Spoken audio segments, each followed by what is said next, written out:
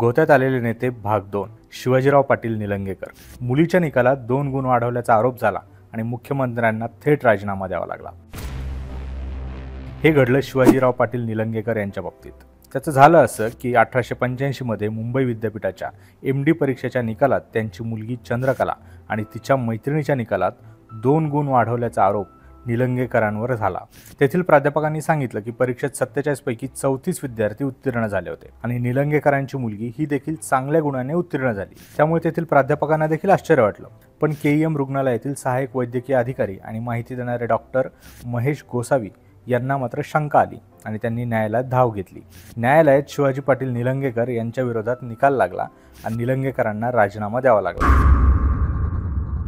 याच कारणामुळे त्यांच्या मुख्यमंत्रीपदाचा काळ हा केवळ 9 महिन्यांचा राहिला. कोण चुकलं, का चुकलं आणि कसं चुकलं हे शोधायचं असेल तर सरकारनामाला नक्की फॉलो करा.